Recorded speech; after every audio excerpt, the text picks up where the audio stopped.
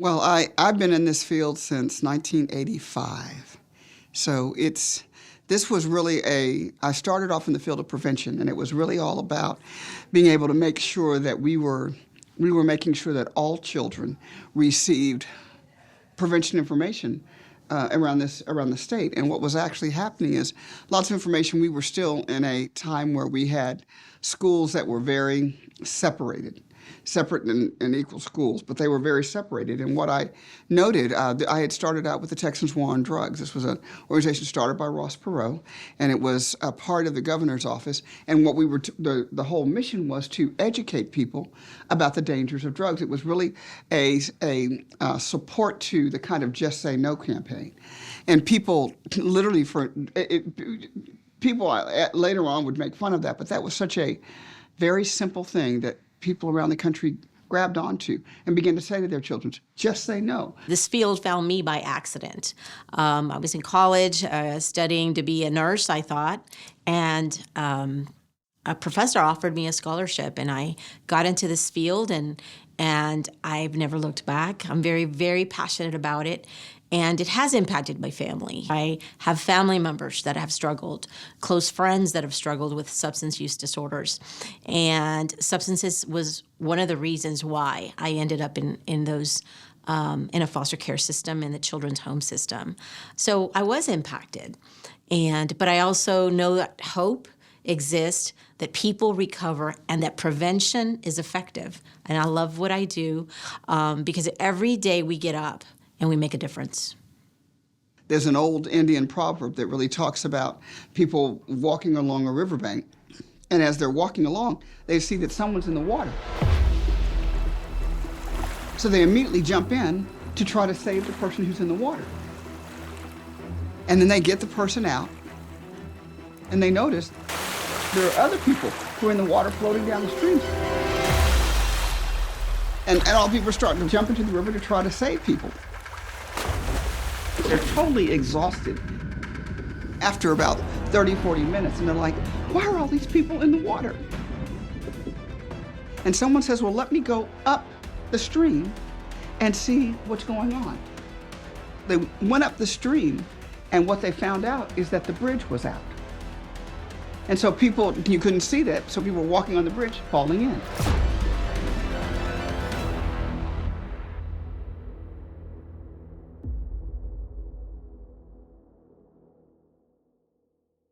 And so instead of jumping in the river, saving people, what they did is repair the bridge, put up caution signs, and said, don't come this way, walk this way, etc.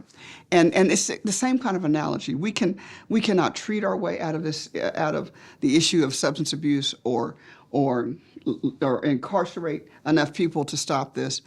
And so we've got to be able to go upstream and be able to stop it before it starts. Prevention is the most cost-effective thing we can do. Because if you look what happens after that, all the drug-related harm, all the harm to one's body, my goodness, the trauma to the family, the trauma to the community, all of that is caused by that decision. So the prevention has it's a comprehensive approach. So when you're doing prevention, you do the community-wide prevention by creating awareness, education, reducing access to drugs to the community, or teaching people to lock up their medication, reducing the access. That's a part of prevention. Then there's the other type of prevention where you work with across the lifespan, from children, elementary school, kindergarten, all the way to senior citizens. There's prevention that we could use with individuals at that place. And that prevention is increasing the protective factors, the things that protect them, mental wellness, being able to find other resources, other things that, whether it's medically assisted treatment or people that are struggling with other types of disorders and they need medication. How do you prevent? You equip them with knowledge and tools. You give them life skills. You teach social and emotional growth for all ages. And those are called protective factors. These are the things that are preventing the substance use in the first place. What are we missing? What is it that we're not doing? Because this issue has gotten bigger and not smaller. And I honestly, this is Beverly's opinion. I believe it's because we haven't gone upstream. And the reason I say that is because people make decisions for a reason.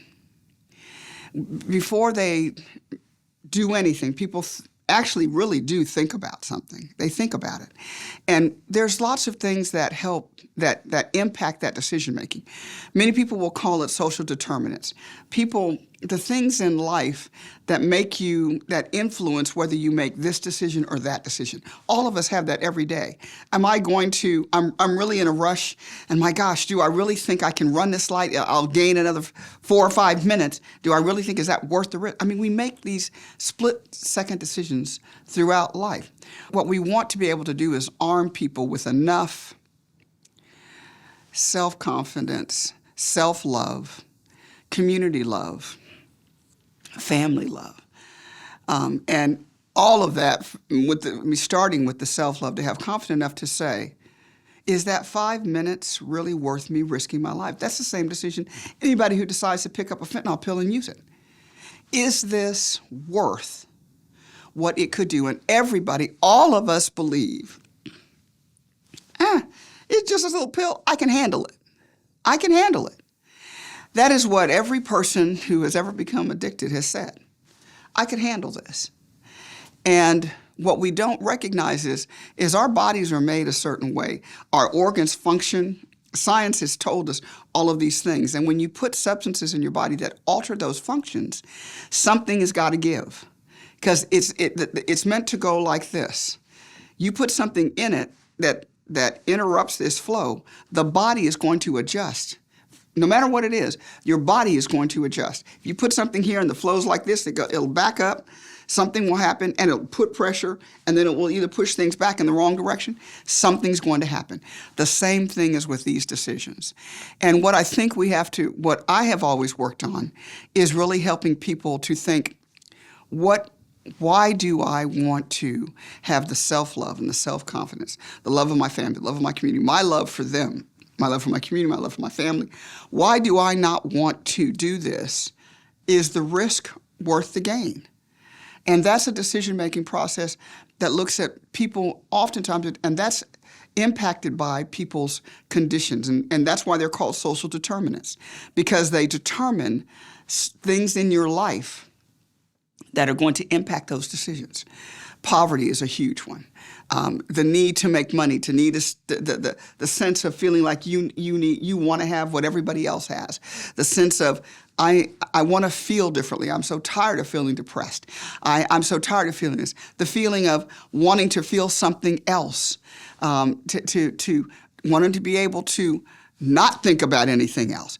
These are all decisions that lead to people deciding to try. My friends are doing it. I don't want to be the odd man out. There are so many people that are using medication that's not prescribed to them, or using alcohol, or misusing other chemicals, and really nobody knows about it.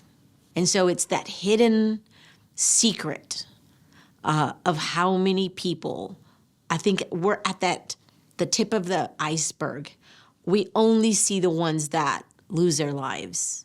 But that iceberg underneath that peeks out is everybody else that's misusing and is putting themselves at risk.